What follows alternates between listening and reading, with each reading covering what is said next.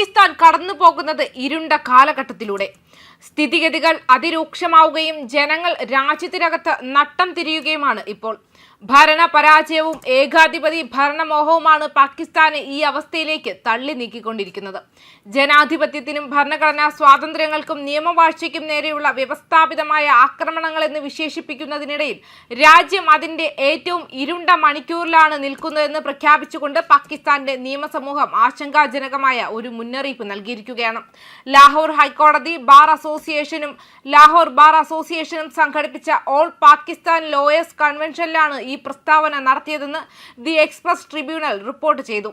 The Express Tribune report ചെയ്യുന്നതനുസരിച്ച് ലാഹോർ ഹൈക്കോടതിയിലെ ജാവേദ് ഇക്ബാൽ ഓഡിറ്റോറിയത്തിൽ നടന്ന ഒത്തുചേരലിൽ സെനറ്റർ ഹമീദ് ഖാൻ സർദാർ, ലത്തീഫ് ഖാൻ ഖോസ, മുൻ സുപ്രീം കോടതി ബാർ പ്രസിഡന്റ് അലി അഹമ്മദ് കുർദ്, ലാഹോർ ഹൈക്കോടതി ബാർ പ്രസിഡന്റ് ആസിഫ് നിസ്വാന, മറ്റ് നിരവധി നിയമവിദഗ്ധർ എന്നിവരുൾപ്പെടെ നിയമസമൂഹത്തിലെ മുതിർന്ന അംഗങ്ങൾ ഒത്തുചേർന്നു.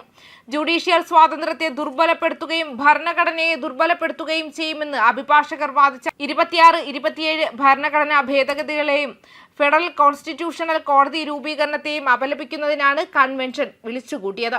ഭേദഗതികളും FCCയും ജനാധിപത്യത്തിന്റെ ചിലവിൽ അധികാരം ഏകീകരിക്കാനുള്ള ശ്രമങ്ങളാണെന്ന് വിശേഷിപ്പിച്ചുകൊണ്ട് APLC ഏകകണ്ഠമായി പ്രമേയം പാസാക്കി.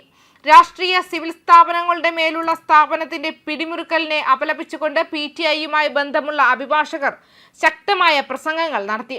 തൊഴിലില്ലായ്മ, തകർന്നുകൊണ്ടിരിക്കുന്ന വിദ്യാഭ്യാസ മേഖല, തകർന്ന ആരോഗ്യ സംരക്ഷണ സംവിധാനം എന്നിവ പാകിസ്ഥാനെ പിടികൂടിയിട്ടുണ്ടെന്ന് അഭിഭാഷകർ സൽമാൻ അക്രം രാജ വിലപിച്ചു. രാജ്യത്ത് ഒന്നും ശരിയായി പ്രവർത്തിക്കുന്നില്ലെന്നും അദ്ദേഹം വാദിച്ചു.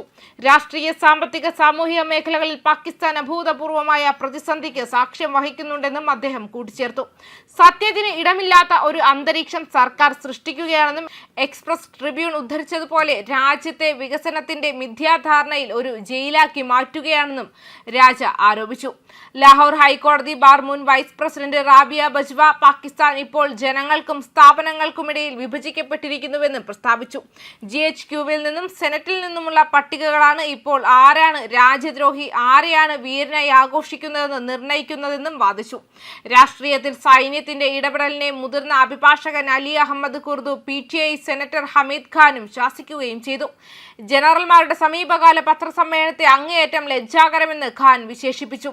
സായുധ സേന അവരുടെ ഭരണഘടനാ അതിരുകൾ ലംഘിച്ചുവെന്നും അദ്ദേഹം വാദിക്കുകയും ചെയ്തിട്ടുണ്ട്. ന്യൂസ് ഡെസ്ക് കർമ്മ ന്യൂസ്.